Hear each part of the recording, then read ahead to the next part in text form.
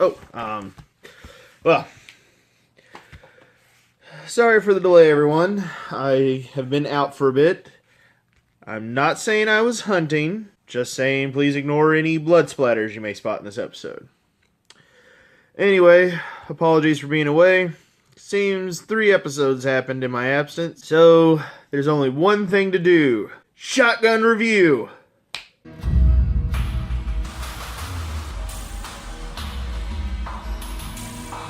First up, episode 14.14, Ouroboros. Probably mangling that. I'll admit, I'm very mixed about this episode. I like a lot of the technical writing aspects of the episode. Like that the first half of it was kind of a monster of the week, and then the second half part of the arc. I like combining both of those. And how the consequences of one flowed into the other, and they fit really well. It's great to see everybody working together as a team and their personalities bouncing off each other and everybody kind of bringing their different skills to the table for this hunt. And I'll also admit, this episode just felt like a classic Supernatural episode with some dark humor into it and things kind of being off in a way that was just creepy. In isolation, this episode was great, but there's a whole other season and show surrounding it. That's where this episode falls apart. Let's be honest, a lot of the arc and canon doesn't really fit real well. I mean, an angel taking over Rowena, you could make that work, but they didn't put any of the effort in. I mean, this episode is really undercut by the episodes that happened previously. This is why I'm always going on about setting up the little things. We saw the consequences of Dean having a nightmare about being locked up in the box, but we should have had more scenes before, like Sam waking up and seeing Dean already up and about, or maybe Sam, walking into a room and seeing Dean having been up all night, maybe watching bad monster movies. Lots of little things showing Dean having trouble sleeping and needing to stay conscious instead of just, oh, I'm not sleeping real well. One line doesn't cover it. You need to do several little lines spread out over the episodes. And I'll admit, I'm also kind of sad to see the other hunters and Cutie Pie Maggie now gone out of the show. I mean, you knew they were die. It's not like CW can really afford to pay all those actors, so the clock was ticking, but still sad to see them go. So the question then becomes, how do you grade this episode? Its problems are not really with itself. The writer, I would definitely kind of give kind of a general A+ for like the execution and a lot of the designs and the characters. I at least like that the monster this week was kind of something newish that we haven't seen in a while. And I also approve this episode, experimenting with an A and B plot and doing Monster of the Week and the arc combination. But this show is a group project. If the other members working on the group project had done their parts of it properly, this episode would have knocked it out of the park, been a 5 shell easy. But since earlier episodes didn't really put in the work, didn't give us those, just a couple little scenes, laying the groundwork, setting the plot in motion, building up to this moment, well, it just kind of has to undercut the final score. So it's really about a 3 shell rating. The writer, you've got a 4 or 5 shell episode in you easy. You've got the talent, and I'm hoping we get to see more from you. Next one.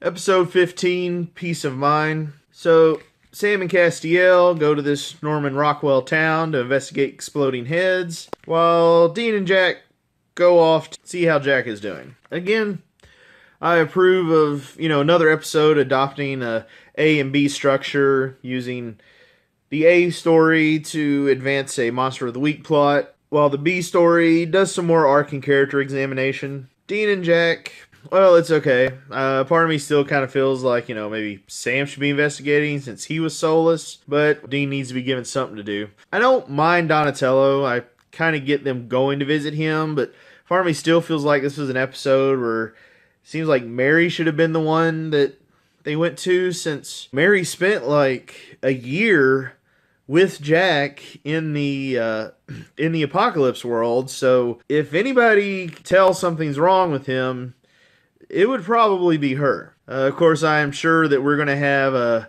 WWWD bracelets coming out any day now. Or wasn't that some swag a year or two back? I could have swore I've seen that. And if it's not, then we're probably going to get it soon at Hot Topic. Probably expect one to be on this wrist before we know it. Of course, Cass and Sam, interacting, I enjoyed more than I expected. And after all, you don't really see these two characters bounce off and interact quite as much. It's usually, Cass and Dean or all three of the boys. Just these two has been a long time since we really had that.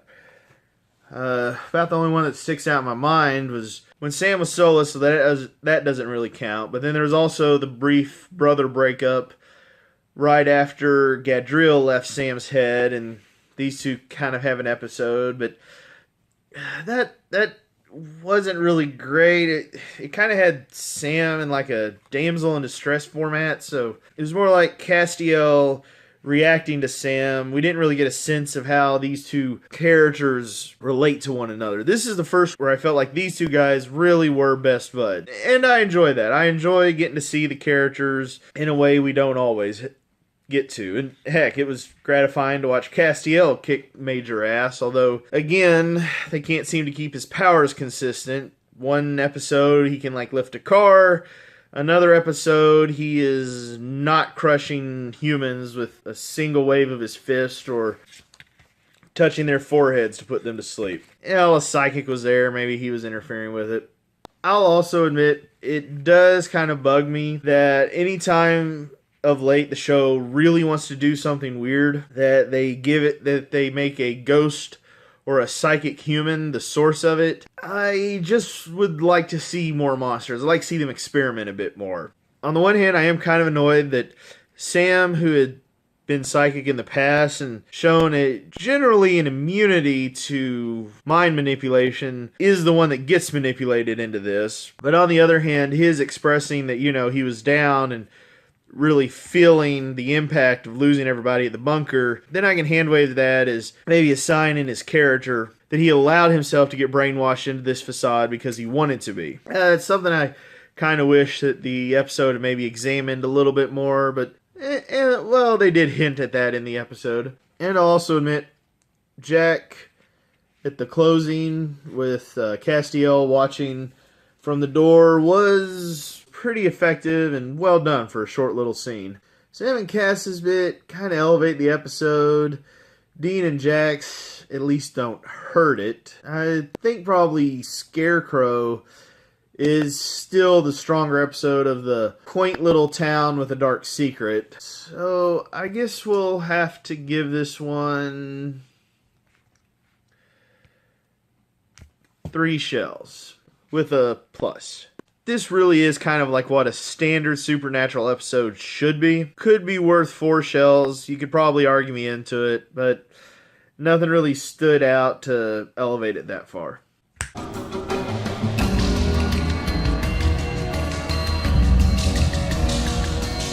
Next up, episode 16, Don't Go Into the Woods. Jack running around, making friends with other kids his apparent age. I didn't really mind. They're kind of treading that line of being annoying, but it is interesting to see a new generation kind of coming into the hunter life and realizing about this wider world. And them kind of dealing with Jack had sort of a meta feel of like a new kid, learn about this awesome show of ours, and they wanted us to teach them about it and get them inducted into it, and it had a bit of that feel. Even though normally in the show, when someone finds out about the other world, they all kind of freak out. Although it did crack me up his couple times of, oh yeah, I'm like 2 years old, because that's technically true. We also kind of see here that it looks like one of the signs of Jack losing his soul is that he's kind of regressed to the way he was back in season 13. At least I'm hoping that's what this episode was a sign of, and not just a writer that didn't get that the character had had growth since then. It was just writing baby naive Jack because that's what it was last time they wrote. We'll find out if any of this is followed up in the next episode. Although, it does kind of make me wonder, does Jack need to sleep? Because when Sam didn't have his soul, he never slept. But Jack's part angel, and angels don't sleep. I'm confused if he's ever taken a nap. And then I will also admit, I kind of chuckled a little when, at the end of the episode, Sam and Dean come to talk to him, and previous episode established what would the Winchesters do, and after thinking about it a minute, he lies his ass off to him, because, well, let's face it, what would Dean do? Probably lie to Sam. What would Sam do? Probably lie to Dean. That's kind of a funny meta moment for me. Sam and Dean's bit, oh, I enjoyed. I mean, the first episode I saw of Supernatural was Wendigo, so I've always had a soft spot for any time these two go out into the woods and have an adventure. When they established what the monster of this episode was, I actually wondered if they were going to honestly call it Bigfoot, even though the show had established that Bigfoot's not real, so I was thrilled they actually found a different woodland monster and had him be the bad guy in this episode. That was a nice touch, and again, good action sequences. I like that the guys all worked together with the sheriff of the week to bring the monster down. That was all very satisfying. Was it me, or was the acting of the sheriff and his son a little off? I was actually trying to decide, was it just because the two actors aren't that good? Or was it a deliberate choice? Like the show wanted us to wonder if these two people were acting odd because they were the monster of the week or something else. I otherwise like the characters, like their interactions. Sam and Dean haven't really bounced off of the normal sheriff law enforcement figure for a while. So it's nice to kind of see a retro moment like that. And have him, bring up some issues and talk to them about that. He brings up a good point about, why don't they expose that world? And maybe that's a hint for where things are going to go in season 15. Sam and Dean are maybe going to conclude this whole series by exposing everything supernatural to the whole world, and the Pandora's box is going to be open and everyone's going to be aware. But, that is kind of a debate behind this show, and it's one that makes you wonder. The point is, what I like about the question is it's one that really involves a lot of thought, and there's no easy answer. I wish Jack's Adventures had presented the argument for keep it secret, and then just let those two perspectives stay out there, and let the audience think on it. Let us discuss it in the boards. If you want to talk about it in the comments down there, go ahead. That's usually what I like about the show, is when it brings up these interesting questions and thoughts. And, well, this episode, it's good. Didn't nail it near as well as, well, some of the other thought-provoking episodes have. Feels weird, but yeah, this is another 3-shell episode. Really solid. Some downsides, but plenty of upsides to improve it. Given the way the other teens all turned tail and ran away from Jack, looks like we'll probably not see them again. Really solid monster of the week. Just kind of wish it maybe just took advantage of the questions it was raising a bit more. Until next time, thank you for your patience. Apologize for being away too long, and we'll see you at the next review.